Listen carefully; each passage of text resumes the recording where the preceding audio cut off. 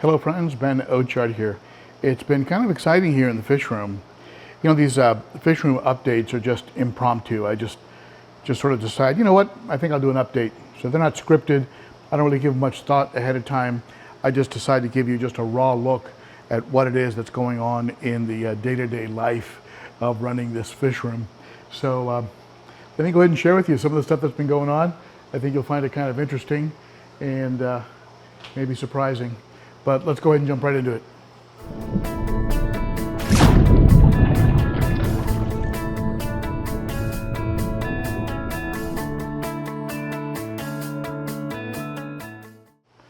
Well, I'm happy to say that this tank has been business as usual. It's been real smooth.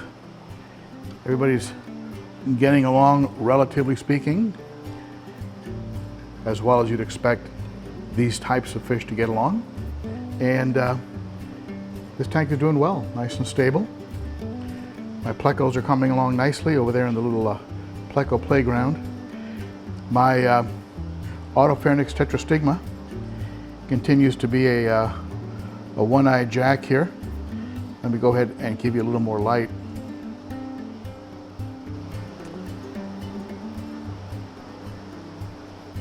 His right eye is still covered over.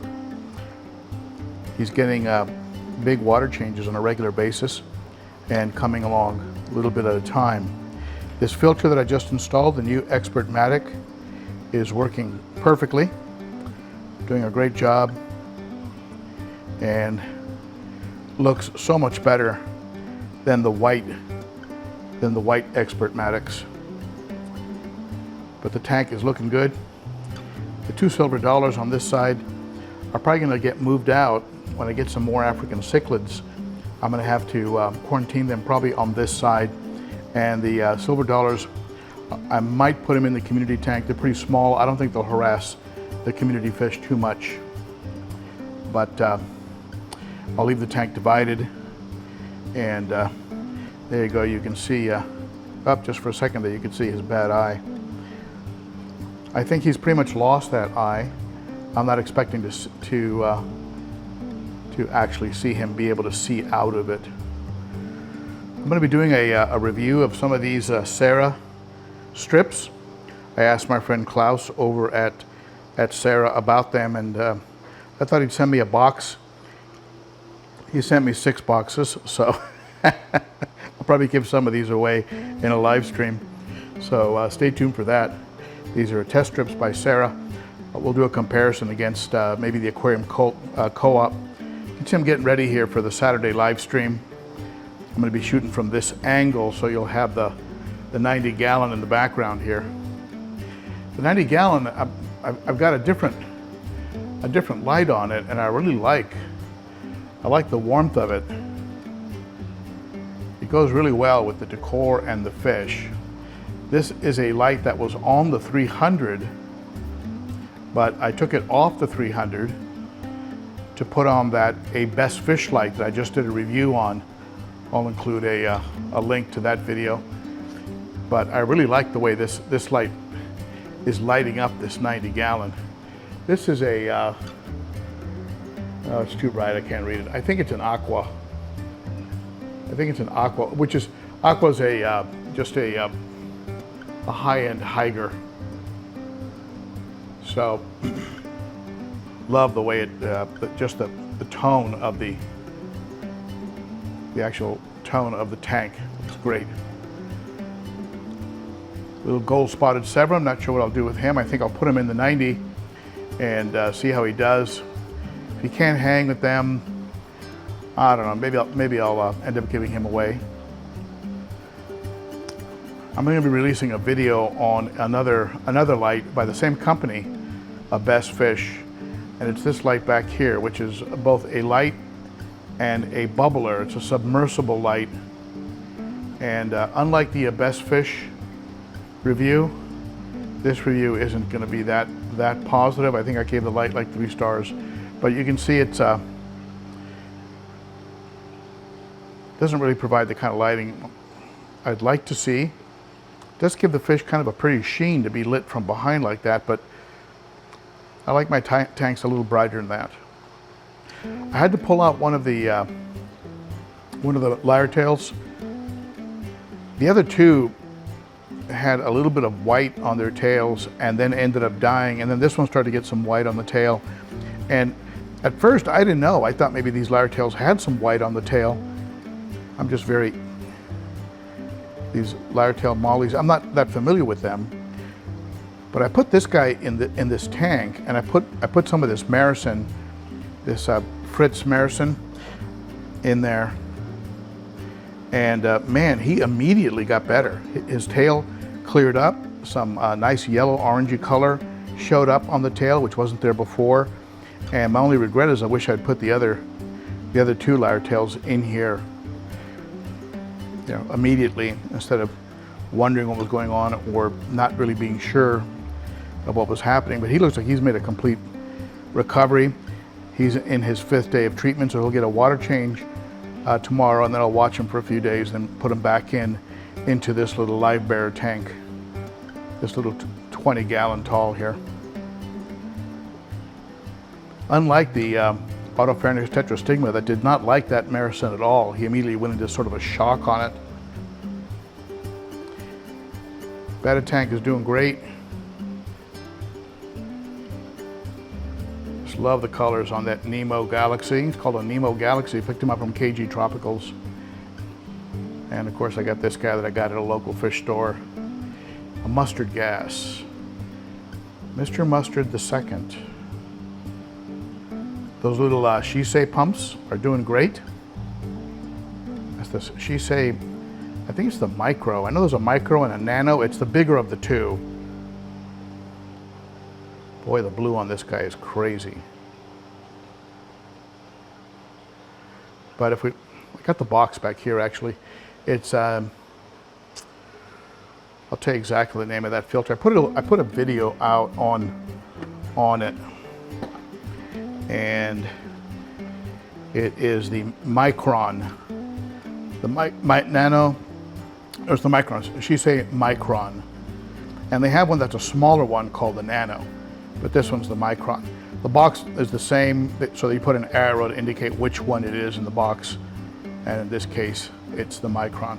So I've got 2 of them in there at the lowest settings. So you can see they're not really pushing that plant around.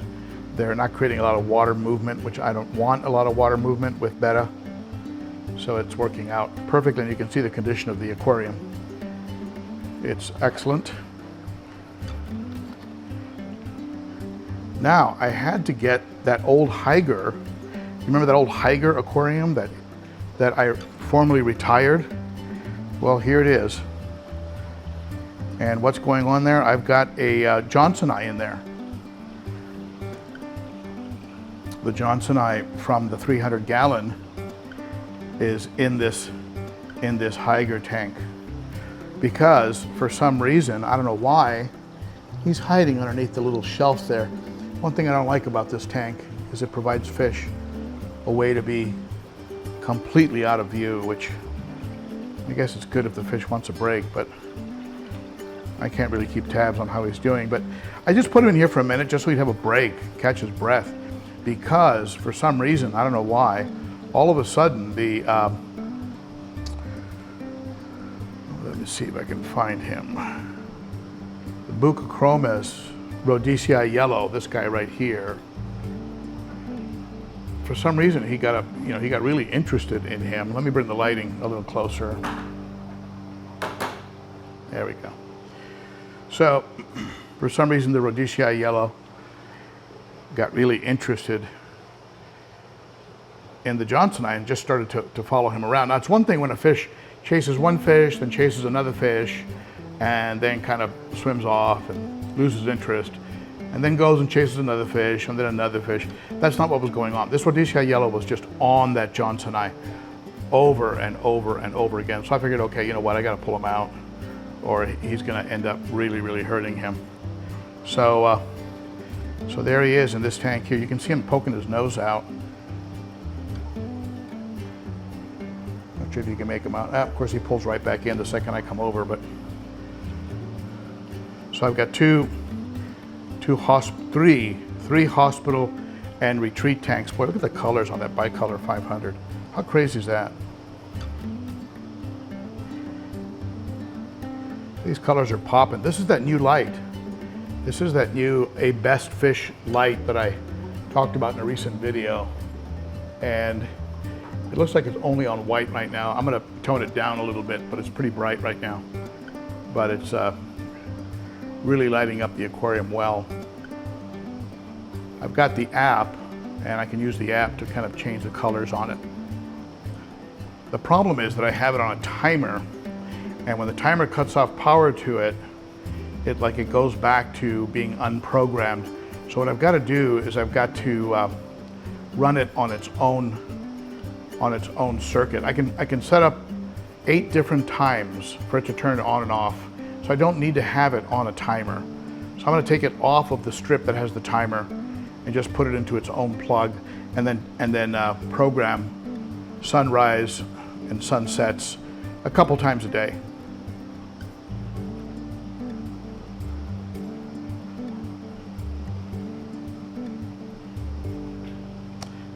I noticed this red tiger Oscar suddenly just made a really big jump in size. He's noticeably bigger than the albino red tiger, which, I mean, they both arrived at the exact same time and they both look very similar, but the red tiger is just really bulking up really fast. He's already as big as the chocolate. He was noticeably smaller than the chocolate when I first got him. That beautiful Nicaragua. Yeha's hiding in the back. There's the Salvini. Come on, Salvini, show yourself, buddy.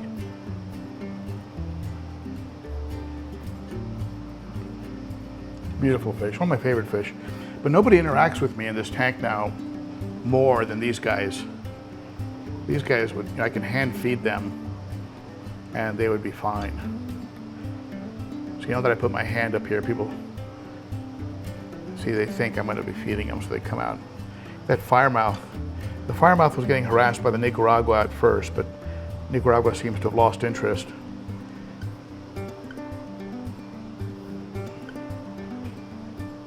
That vieja is just a beast.